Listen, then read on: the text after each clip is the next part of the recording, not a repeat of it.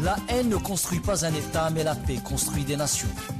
Grand Angle, analyse et commente des événements en Afrique. Une meilleure compréhension des problématiques sécuritaires en Afrique et au Sahel en particulier.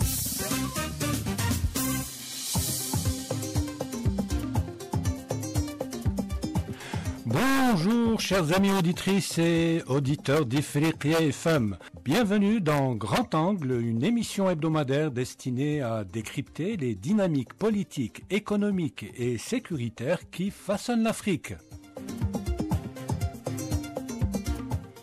Le numéro d'aujourd'hui est consacré à la visite du président Abdelmadjid Tebboune en Égypte et au sultanat d'Oman.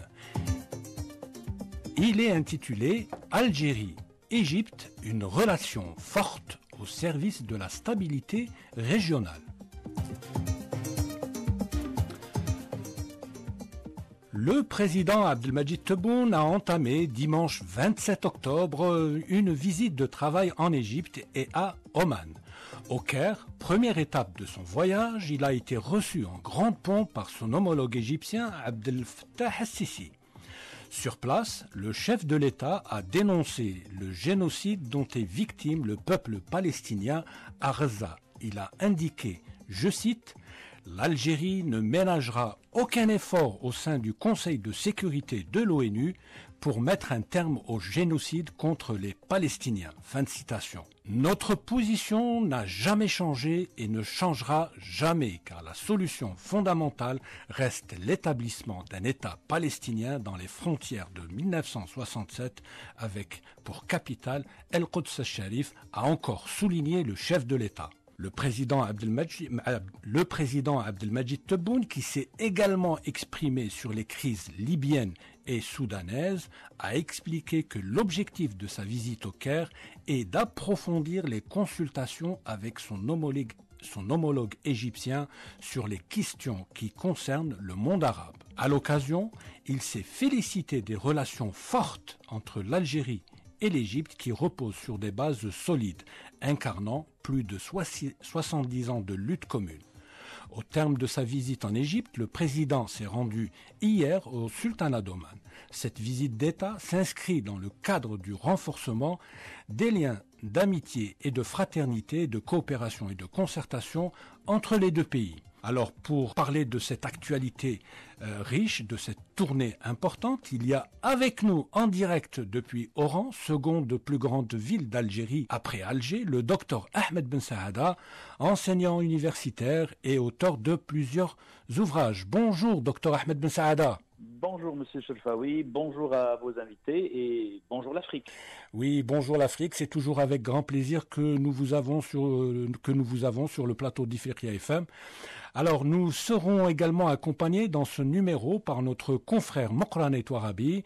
Mokrane Touarabi est journaliste politique, il travaille beaucoup sur les questions de sécurité en Afrique. Bonjour Monsieur Touarabi. Bonjour Monsieur Chelfaoui, bonjour au docteur Ahmed Ben Saada et à tous les invités. Merci à vous. Comme à chaque numéro de Grand Angle, il y a avec nous Madame Rouibi Rima, enseignante universitaire et consultante de l'émission. Bonjour Madame Rouibi. Bonjour Zine, bonjour à notre professeur Monsieur Ben Saada, Mokrane également. Merci à vous trois d'avoir honoré notre invitation. Bienvenue à vous.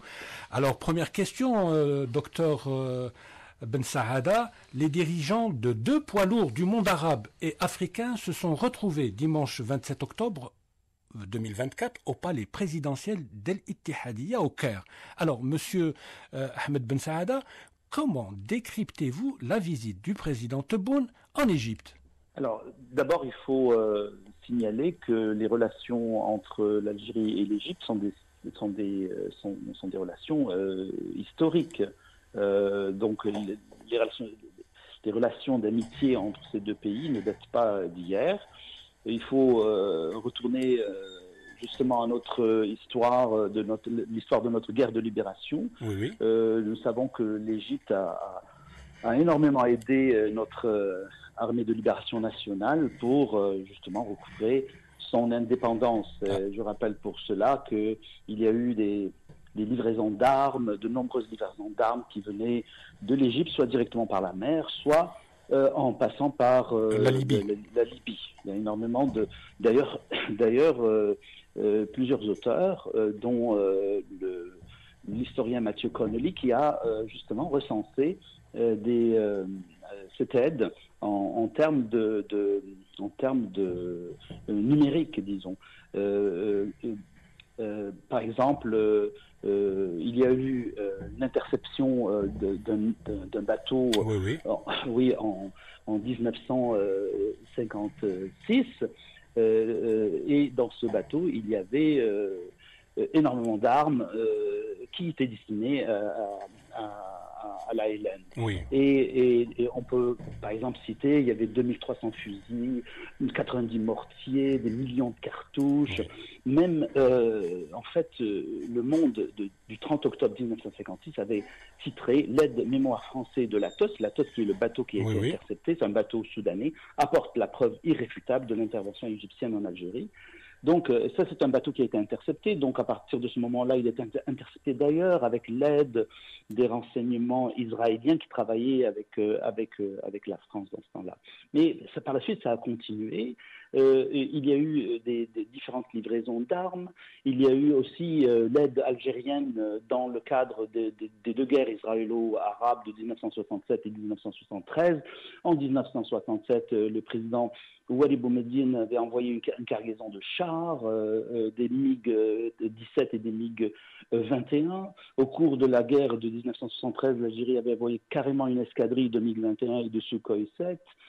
L'Algérie a soutenu, comme l'Égypte a soutenu l'Algérie durant sa guerre de libération, l'Algérie a soutenu aussi l'Égypte. Par exemple, quand il y a eu un problème entre l'Égypte et l'Arabie Saoudite, de livraison de pétrole en octobre 2016, en marge du conflit avec la Syrie, l'Algérie a envoyé 30 000 tonnes de pétrole comme aide au pays frère qui est l'Égypte.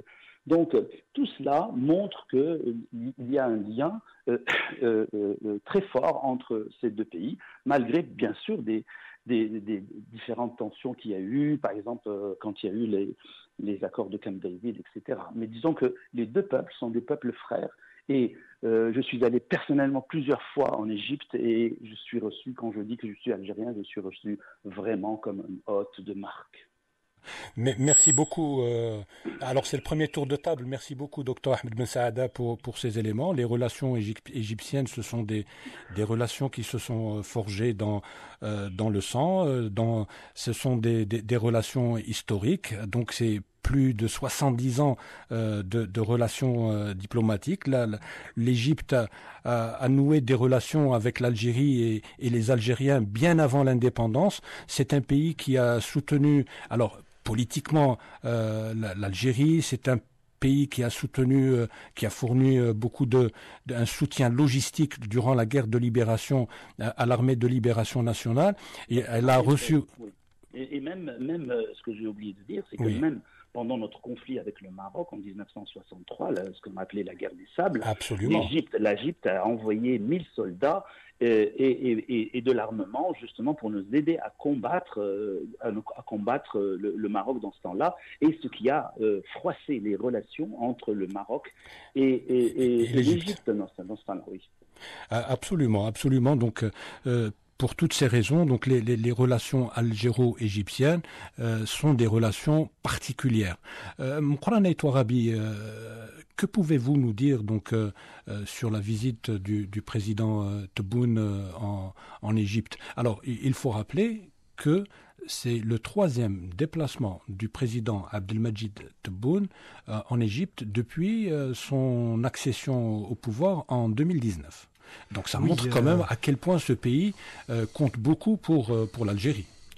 Oui, effectivement, c'est le 3e déplacement, sauf que le contexte est différent par rapport au précédent déplacement du président Abdelmadjid Tebboune, différent par rapport à ce qui se passe actuellement en Palestine et dans toute la région, tout récemment aussi au Liban. Donc cette agression barbare, abjecte de l'entité sioniste contre les Palestiniens à Gaza et en Cisjordanie, mais aussi récemment l'agression aussi de la même entité contre le Liban. La visite intervient dans un contexte géopolitique très tendu au niveau régional. À la fois régional et international. Mais aussi international, parce qu'effectivement, depuis 2022, beaucoup de choses se sont produites dans le monde.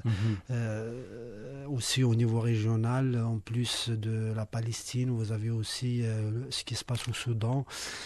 Soudan qui est un pays frontalier avec l'Égypte, mais aussi qui a de très bonnes relations historiques avec l'Algérie. L'Algérie qui ne ménage aucun effort justement pour réinstaurer la paix dans ce pays qui est plongé dans une guerre civile depuis 2023. Il y a aussi la question libyenne qui est une question à laquelle les deux pays s'intéressent de très près. Ils voudraient les deux pays partagent des frontières avec ce pays. Qui partagent justement, l'Égypte comme l'Algérie partagent des frontières avec l'Algérie. C'est près de 1000 km de frontières. Tout à fait. Donc les deux pays sont directement concernés par cette instabilité dans laquelle se trouve ce pays frère. Et surtout que cette instabilité impacte les deux pays aussi. Impacte de différentes manières, effectivement, sur le plan sécuritaire, mais sur d'autres plans. En tout cas, quand vous avez un pays déstabilisé au niveau de vos frontières, automatiquement il y a un impact négatif sur votre pays aujourd'hui. Et donc cette visite intervient dans ce contexte où il est nécessaire pour les deux dirigeants d'approfondir les discussions et de renforcer justement la concertation et la coordination de leurs actions et de leur travail pour justement continuer à aider les Palestiniens dans leur résistance à cette agression qui se poursuit et justement conjuguer les efforts pour tout au moins arracher un cessez-le-feu immédiat et rapide pour mettre fin à ce génocide à Gaza. Il y a aussi les deux questions qui concernent le retour à la stabilité en Libye à travers, comme le président de la République l'a très bien souligné lors de son intervention, la solution en Libye passe nécessairement par des élections générales. Donc l'Égypte et l'Algérie peuvent conjuguer leurs efforts pour essayer de ramener à la table des négociations les différentes parties en Libye et justement réconcilier les différentes parties libyennes pour aller sur le chemin de la stabilité dans ce pays. C'est la même chose pour aussi le Soudan. C'est une visite extrêmement importante, notamment en plus des questions d'ordre géopolitique. Il y a aussi l'aspect des relations bilatérales qui concerne aussi des aspects économiques, sachant que l'Égypte, on va en parler tout à l'heure. Voilà, donc est fortement présente sur le terrain économique en Algérie. On aura l'occasion d'évoquer tout ça. Certainement. Ce que je retiens de cette visite, c'est qu'il y a une totale convergence de vues sur les différents dossiers et ça reflète cette profondeur historique des relations entre les deux pays. Merci beaucoup, Moukhran Etouarabi, pour ce tour d'horizon. Madame Louis Birima, alors le président algérien Abdelmadjid Tebboune est en train de dérouler son agenda international. C'est le premier déplacement du président Abdelmadjid Tebboune à l'étranger depuis sa réélection le 7 septembre dernier. Alors, pour son premier déplacement à l'étranger, il a choisi l'Égypte. Ça revêt, est-ce que cela revêt une symbolique particulière selon vous? Une symbolique particulière, oui, mais vous l'avez bien évoqué lors de votre présentation initiale, introduction, si je me permets, que, c'est-à-dire depuis le président Abdelmadjid Tebboune est élu depuis 2019, a effectué plusieurs visites en Égypte en oui, janvier 2022. Oui. Ouais. Après, il y avait lors de la 27e conférence concernant les enjeux climatiques, COP27. Après, il y a eu également la visite de Abdel Fattah Sisi en novembre de la même année, suite à la 31e session concernant le sommet arabe. Oui, oui. Donc, si je me permets, c'est une visite symbolique, mais c'est une visite qui s'articule autour de l'intérêt que le président Abdelmajid Tebboune éprouve pour l'Égypte, parce que les deux pays, tout simplement, partagent les mêmes enjeux, en particulier dans le contexte actuel. Je pense les qualificatifs qui ont été utilisés par le président Abdelmajid Tebboune, qui a qualifié les relations entre les deux pays comme étant des relations fortes, solides et historiques, résume parfaitement l'intérêt, la vision du président. Vous avez évoqué, Mouqran a évoqué les enjeux politiques qui guettent les deux pays. On parle également du classement des deux pays. J'ai entre mes mains le dernier sondage de Military Strength Ranking, le classement des deux pays. L'Égypte, elle est classée le premier pays, l'Algérie en Afrique, oui, merci de le préciser. L'Algérie vient juste après. Donc, quelque part, c'est les deux pays qui peuvent garantir la sécurité du continent, du continent africain, mais aussi du monde arabe. Si vous permettez, j'aimerais juste revenir bien que M. Ben Saada avait évoqué les relations... Il y a une profondeur historique extrêmement importante. Riche et importante. Nous avons également des échanges sur le plan de la recherche scientifique. Il y avait beaucoup de recherches. Il y avait l'écrivain Awatif Abdelrahman qui a été encouragé même par le président Boumediene pour retracer l'histoire de la presse algérienne, en particulier pendant la Révolution. Le président de la République avait évoqué le soutien de l'Égypte à la Révolution algérienne qui était également qui portait la voix de la Révolution par Saout al-Arab. Donc c'est une visite symbolique, mais c'est une visite aussi importante. C'est une visite qui est consciente de l'actualité, qui est consciente des enjeux qui guettent les deux pays, qui menacent les deux pays. Nous avons même remarqué, je pense qu'il y a certains qui ont même soulevé l'importance des relations bilatérales entre les deux pays, qui ont même essayé je dirais pas de polluer, mais de déstabiliser un petit peu les relations lors de l'élection présidentielle, en essayant de décontextualiser le discours ou les déclarations de Abdelmajid Tebboune, mais cela prouve que les relations sont vraiment fortes, solides et historiques. La preuve, ils ont surmonté toute tentative de déstabilisation.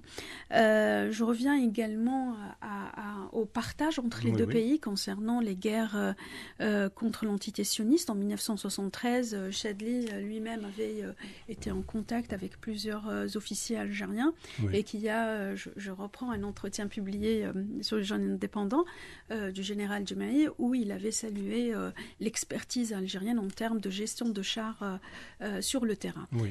Donc je pense que le partage est historique et aujourd'hui il est encore plus historique parce que les deux pays ils ont cette responsabilité, cet engagement envers les causes justes, envers ce qui se passe au Soudan, qui est une crise humanitaire.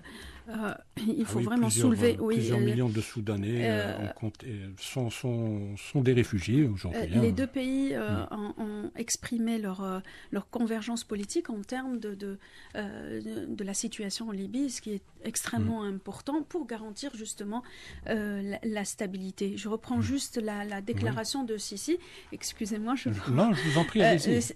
Abdel Fattah Sisi, le président égyptien, qui avait dit clairement Fitata Bourtem, c'est-à-dire ils sont une entente parfaite. Exactement, une entente parfaite sur toutes les questions régionales. Merci beaucoup Lima Louibi pour tous ces éléments aussi intéressants les uns que les autres. Je reviens vers vous, docteur Ahmed Ben Saada. Alors, le président de la République fait sa première visite, consacre sa première visite à l'étranger à l'Égypte. Deuxième étape de son périple, il s'est rendu aussi à Oman.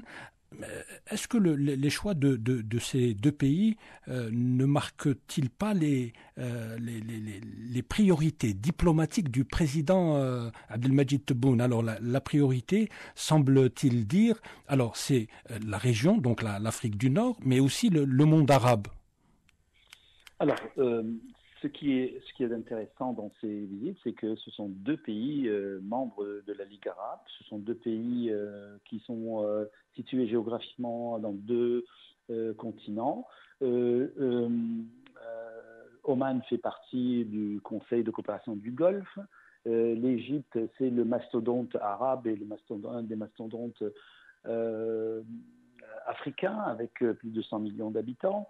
Oman est un pays beaucoup plus réservé par rapport à sa politique étrangère, mais elle partage beaucoup de choses en commun avec l'Algérie en particulier. C'est un des rares pays du Golfe qui ne veut en aucun cas normaliser ses relations avec l'entité sioniste, par exemple. Alors nous voyons cet ADN omanais et l'ADN algérien qui est pour une solution juste du problème palestinien et qui est commune aux deux pays. Autre chose, au niveau des relations avec l'Égypte, on a vu que c'est des relations extrêmement anciennes, mais les relations avec Oman le sont aussi, bien que ça a commencé après l'indépendance de l'Algérie. Mais il y a, par exemple, une commission mixte qui regroupe l'Algérie et Oman, qui date quand même des années 70. Et depuis les années 70, les relations entre Oman et l'Algérie sont très très cordiales et vont dans le sens d'une coopération beaucoup plus grande. Et on espère que justement cette visite de notre président à Oman va intensifier ces relations. Donc les deux pays, à mon avis, ont été ciblés de deux pays différents, mais deux pays faisant partie du même groupe, disons, politique régionale, c'est-à-dire la Ligue arabe, avec différentes actions, différentes champs de coopération concernant les deux pays. Très bien, docteur Ahmed Ben Saada. Alors, Moukrana Touarabi, on le voit, l'agenda international du président Abdelmadjid Tebboune est quand même un agenda chargé. Souvenons-nous, avant d'aller en Égypte et par la suite, avant de se rendre à Oman, le président Tebboune a reçu la présidente indienne. Il a reçu aussi son homologue libyen Younes El-Menfi. Alors depuis le début de la semaine, donc il s'est rendu, du moins au début de la semaine, il s'est rendu au Caire, par la suite à Mascate. Alors Madame Louis-Berima a bien fait de signaler lors de son intervention que l'Égypte était la première puissance militaire africaine. L'Algérie vient tout juste derrière, donc elle est la seconde plus grande puissance militaire africaine également.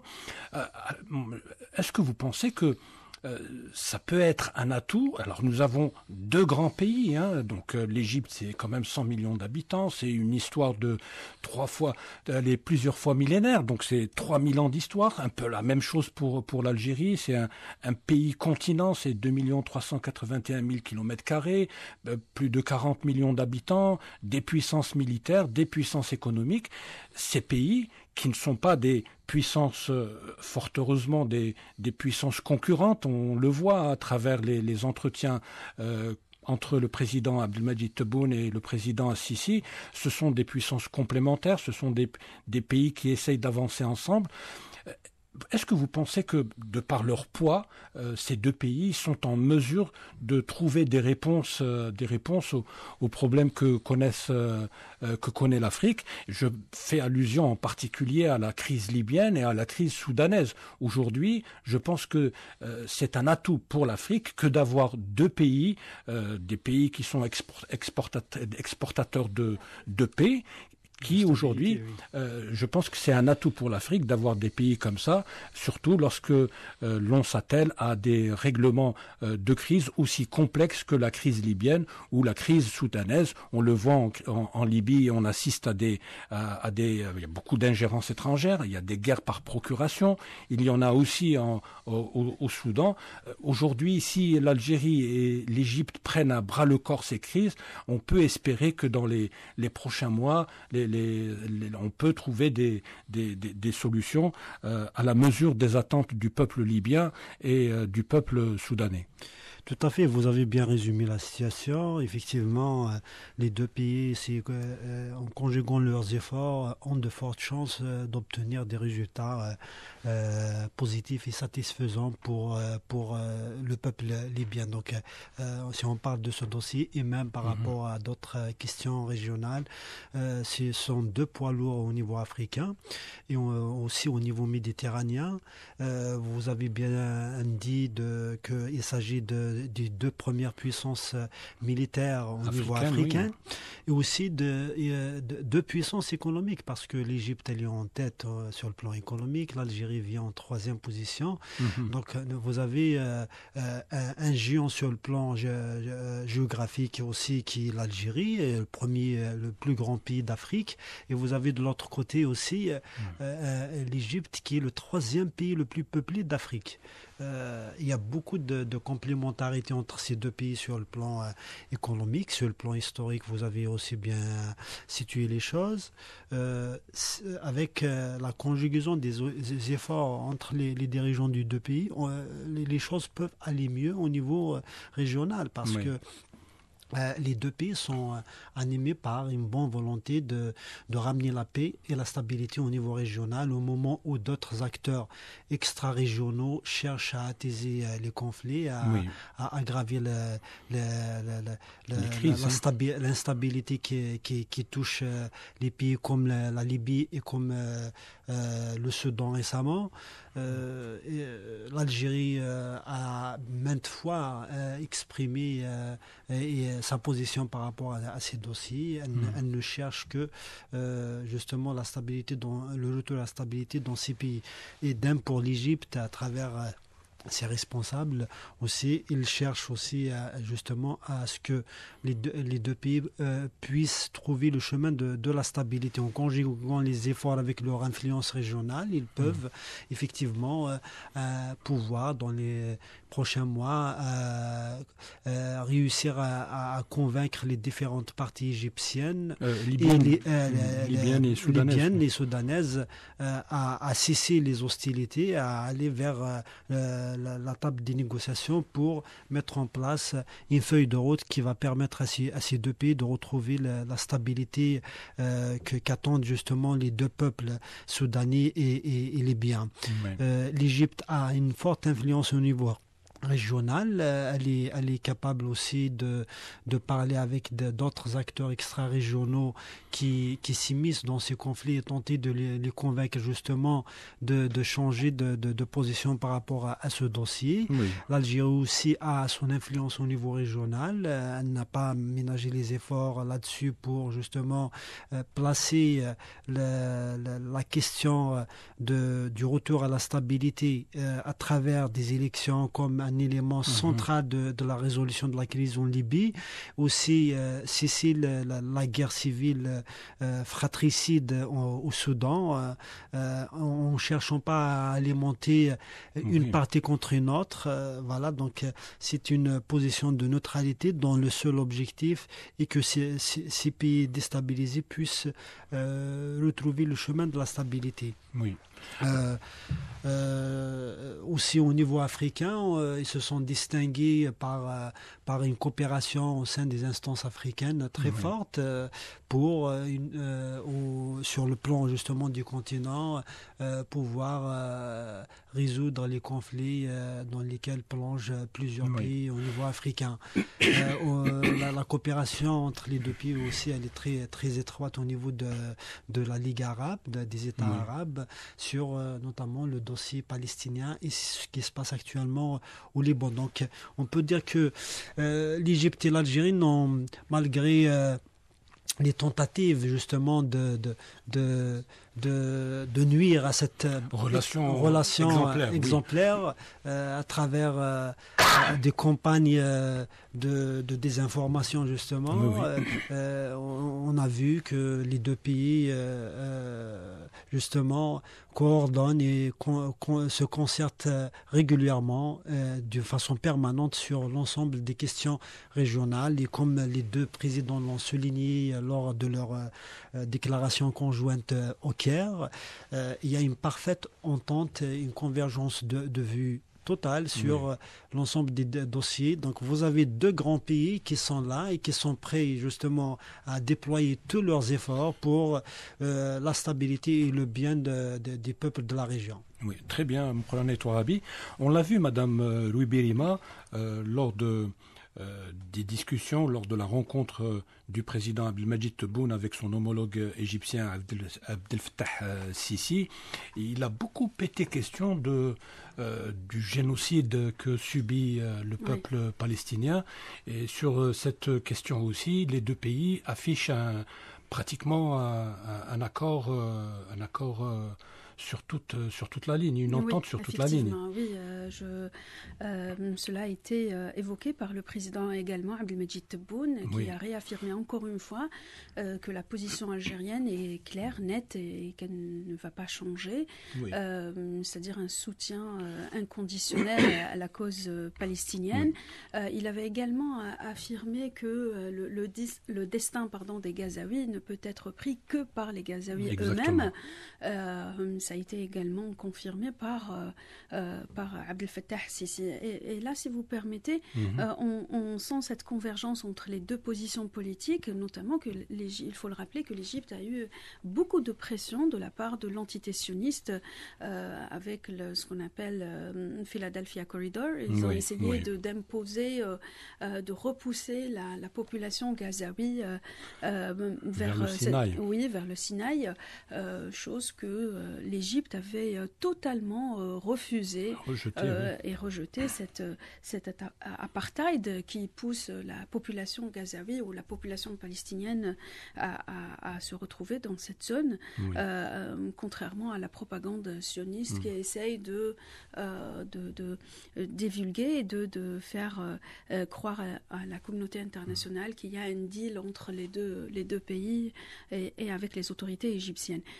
Donc, par rapport à la question palestinienne, je pense que les visions politiques sont assez claires. Elles ont été réaffirmées parce que les deux pays ont leur engagement. L'Égypte et l'Algérie avaient convenu encore une fois d'essayer de faire entrer des aides à la population. Pour l'Algérie, Rima Louibi, le règlement de la question palestinienne passe par la création d'un État palestinien dans les frontières de 1967 et dans la capitale et Al-Quds Sharif. Ça a été également précisé par le président de la République. Et puis il y a aussi cette question humanitaire. Je pense aujourd'hui il est important de mettre en exergue que les deux pays cherchent à sauver l'image de l'humanité et être justement garant de cette humanité, ou du moins ce qui reste de cette humanité, parce que il faut rappeler aux auditeurs d'Ifriqiya FM, Rima Louibi, aujourd'hui, nous ne sommes pas loin des 50 000 morts. Donc oui, exactement, ce qui est désastreux, effectivement. Et la majorité des victimes, c'est des enfants, c'est des femmes. Gaza est pratiquement rasée. Il ne se passe pas un jour sans que l'armée israélienne ne bombarde les villes de Gaza. Et la question sanitaire aussi est très précaire. Ça a été également... Une famine s'est installée pratiquement dans toute la bande.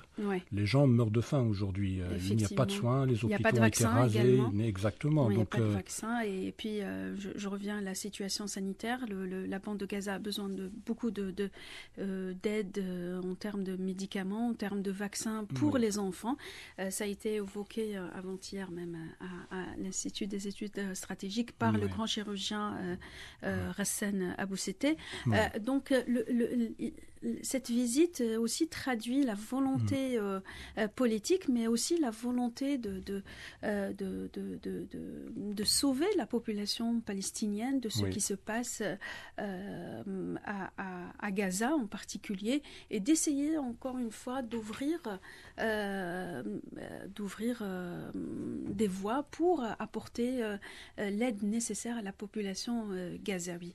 Donc là, c'est très très important parce que les deux pays, l'Égypte et l'Algérie, partagent les mêmes convictions, que ce soit sur le plan politique, que ce soit sur le plan sécuritaire, mais aussi sur le plan humanitaire, ce qui est très très important parce que à l'heure du jour, le monde quand même continue à tourner le dos à la population gazaoui et au apartheid qui se passe à la bande de Gaza. Malheureusement, oui. Nous espérons que les souffrances du peuple palestinien trouveront très vite une fin. Docteur Ahmed Ben Saada, alors vous l'avez dit vous-même en début d'émission. Alors, Abdelmajid Tebboune et Abdel Fattah Sisi ont convenu d'approfondir donc la coordination, la concertation entre les deux pays. Aujourd'hui, il apparaît plus que jamais qu'un continent comme l'Afrique, qu'une région comme le monde arabe, alors ils ont besoin aujourd'hui de deux pays forts, de deux pays leaders capables d'imprimer une dynamique à la fois. On le voit en Afrique, c'est encore un continent à décoloniser. La dernière colonie d'Afrique, on en parle beaucoup sur les ondes d'Ifriqiya FM, c'est le Sahara occidental qui est occupé de façon illégale par le Maroc. Il y a encore beaucoup de choses à faire en Afrique. Alors aujourd'hui, c'est une bonne nouvelle pour l'Afrique que des pays comme l'Algérie et l'Égypte, ou du moins une bonne nouvelle que les leaders, que les présidents de pays comme l'Algérie et l'Égypte se rencontrent et décident de coordonner davantage leur action. Oui, mais bien sûr. En fait, ces deux pays ont un rôle très important et primordial à jouer dans les conflits qui touchent notre continent, en particulier au Soudan, vous en avez parlé, vos invités en ont parlé, en Libye, vous en avez parlé aussi, et la décolonisation du Sahara occidental. En ce qui concerne l'Égypte, et on a parlé un peu de cette espèce de volonté de nuire entre les relations entre l'Égypte et l'Algérie, le Maroc a diffusé des informations dans lesquelles il y avait une volonté de l'Égypte d'ouvrir une mission diplomatique dans les zones occupées. Ce qui n'est pas le cas du tout. Bien au contraire, l'Égypte a réitéré sa vision politique pour le Sahara occidental, qui est la même que celle de l'Algérie, c'est-à-dire se conformer aux décisions de l'ONU pour organiser, disons, un référendum pour le peuple sahraoui. Par contre, au niveau, si on parle de la Libye, nous savons qu'il y a un léger différent par rapport à nos positions respectives. Et je pense que ces types de rencontres entre ces deux poids lourds du Maghreb, du nord de l'Afrique, et dans ce moment-là, ce serait justement de trouver une solution qui puisse mener à la paix dans notre pays voisin et notre pays frère qui est la Libye. Et donc que ces deux pays qui ont des visions plus ou moins différentes puissent arriver à une entente qui servent justement les intérêts de la Libye. Et à mon avis, ces différents voyages du président Majid Tebboune en Égypte ont pour but justement, entre autres, du point de vue politique, d'essayer d'aplanir les différends entre les deux pays et de trouver en fait une stratégie qui mène à une situation beaucoup plus claire en Libye, parce que celle qu'on vit actuellement n'est pas tenable, et surtout parce que ces deux pays possèdent deux très longues frontières avec la Libye, vous l'avez souligné tout à l'heure. Autre chose, si vous vous rappelez, lors justement de la guerre de l'OTAN contre la Libye, un des pays qui a été le plus touché, c'est l'Égypte, parce qu'il y avait plusieurs millions d'Égyptiens qui travaillaient en Libye. Ils se sont retrouvés sans travail, ils se sont trouvés en danger. Il a été très difficile de les rapatrier en Égypte dans ce temps-là. Donc, la situation de la Libye est un facteur commun entre l'Algérie et l'Égypte. Et je pense que la bonne relation entre les deux présidents, que ce soit Abdel Fattah Sisi ou Abdelmadjid Tebboune, font en sorte que probablement, du moins nous l'espérons, qu'on trouve une solution finale, une solution intéressante, une solution pour l'avenir et la stabilité de la Libye. Parce qu'en fait, la stabilité de la Libye est quelque chose de très important pour la stabilité de nos deux pays, l'Égypte et l'Algérie. Très bien. Vous ne pensez pas, docteur Ahmed Ben Saada, que l'Égypte peut jouer un rôle plus grand que celui qu'elle joue actuellement? Elle est moins visible que d'habitude sur la scène internationale. On est un peu loin de l'Égypte de Jamal Abdel Nasser, de Sadat, de Moubarak. L'impression qu'elle se fait un peu trop discrète ou plus ces dernières années. Oui, on le voit parce qu'en fait, il y a eu énormément des bouleversements politiques au niveau du pays. Il y a eu ce qu'on appelait entre guillemets le printemps arabe, qui a touché fortement l'Égypte et qui a provoqué des émeutes. Il a provoqué des dissensions politiques et même, disons, de la répression, disons, contre certains mouvements, etc. Donc, c'est sûr que l'Égypte a eu pendant la dernière décennie un travail sur la stabilité de leur pays, de la cohésion de leur pays, et donc cette volonté justement de la scène internationale. Voilà, ça a mis un petit bémol sur les relations internationales, et c'est ce qui est tout à fait normal. Lorsque vous vous rappelez, lorsqu'il y a eu la décennie noire, c'est clair que la problématique en Algérie a été de stabiliser le pays. Bon, c'est pas la même chose, disons, on peut pas comparer entre les deux, mais disons que la situation en Égypte durant la dernière décennie a été une situation assez difficile à l'intérieur, et à mon avis c'est pour cela que les gens sentent un petit peu un léger effacement de l'Égypte. Mais maintenant que les choses sont bien établies, que la paix est revenue, que le président Sisi a affirmé son statut au sein de ce pays, je pense que l'Égypte va revenir avec une très grande force au sein de la Ligue arabe, premièrement, mais aussi au sein de l'OUA, de l'Union africaine, pardon, et de la scène internationale. C'est clair, quand on a une stabilité au sein du pays et qu'on règle les problèmes, parce qu'il y a eu énormément de problèmes, la dette égyptienne est très élevée, il y a eu un problème de chômage, la livre égyptienne a été dévaluée plusieurs fois. Donc, il y a des problèmes à l'intérieur, ce qui n'empêche pas que dorénavant, avec justement des collaborations avec des gros pays comme l'Algérie et d'autres pays aussi au niveau africain et international, le Nigeria, l'Égypte peut redevenir ce qu'on avait appelé le moteur du monde arabe. Très bien, merci beaucoup Dr Ahmed Ben Saada. Bon, il ne nous reste plus beaucoup de temps avant la fin de l'émission. Nous allons donc passer très rapidement à la seconde étape de la tournée du président Abdelmadjid Tebboune dans le monde arabe. Alors, nous avons parlé longuement de l'Égypte, de la relation entre l'Algérie et l'Égypte. C'est tout à fait normal, vu la profondeur historique qui lie les deux pays.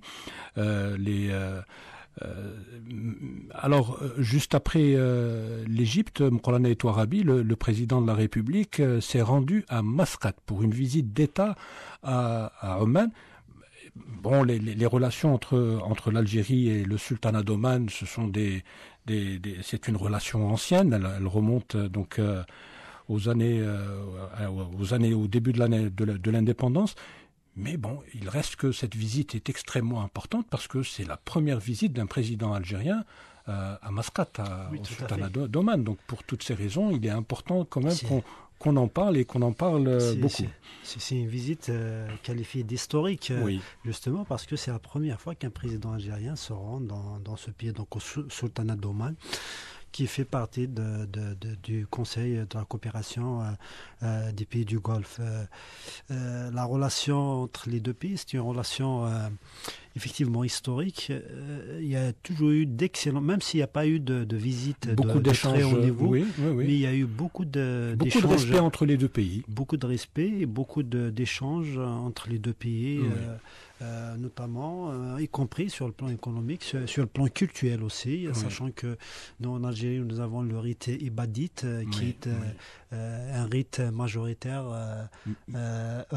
au Sultanat d'Oman. Donc, rien que ça, déjà, il y a une... C'est la religion officielle au Sultanat d'Oman. C'est la religion, c'est le rite officiel au Sultanat. Oui, tout à fait. Tout à fait.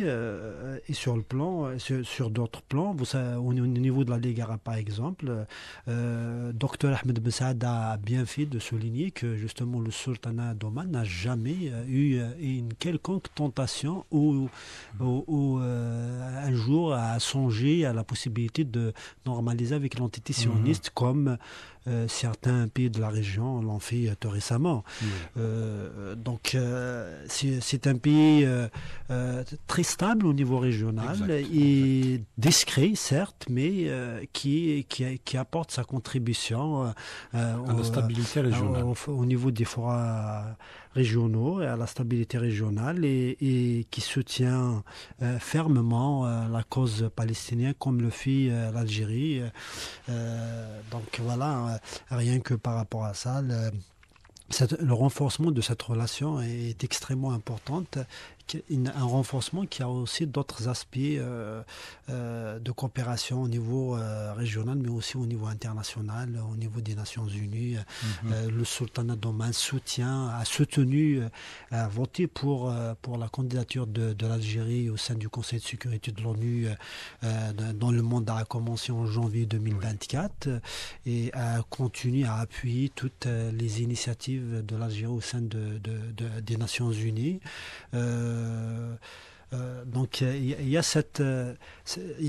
a d'abord une convergence de vues sur les questions régionales et internationales, sachant que le Sultanat d'Oman comme l'Algérie cherche toujours à instaurer la stabilité au niveau régional et justement à trouver une solution définitive au conflit, à la cause palestinienne qui passe par un État palestinien indépendant avec des frontières de 67 et la capitale Al-Quds al-Sharif. Très bien.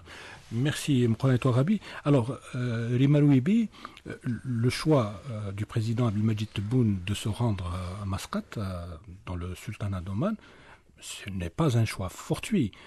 Entre les deux pays, Mkhonet Ouarabi vient de le dire, il y a beaucoup de points en commun.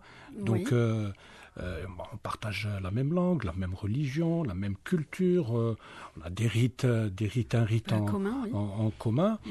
Le Sultanat d'Oman est connu aussi pour être un pays qui respecte scrupuleusement la règle de la non-ingérence dans les affaires d'autrui. Donc à tel point que le Sultanat d'Oman est qualifié de la Suisse du Moyen-Orient. Effectivement, oui. Donc il y a aussi l'Algérie en fait de même, il y a cette convergence. Et l'avantage d'un pays comme le Sultanat d'Oman dans la région, c'est que c'est un médiateur efficace et discret. En toute discrétion, voilà, effectivement. C'est un peu aussi le... Oui, effectivement. Donc ça peut expliquer aussi la raison de... qui a joué un rôle important entre les États-Unis et le projet nucléaire iranien en toute discrétion. Et je pense que c'est aussi un point commun entre les deux pays qui œuvrent avec une diplomatie très forte et discrète, très discrète. Et efficace. Effectivement. Donc je reviens aussi à ces liens fraternels qui qui unissent les deux pays et qui ne datent pas, bien évidemment, ils sont aussi historiques.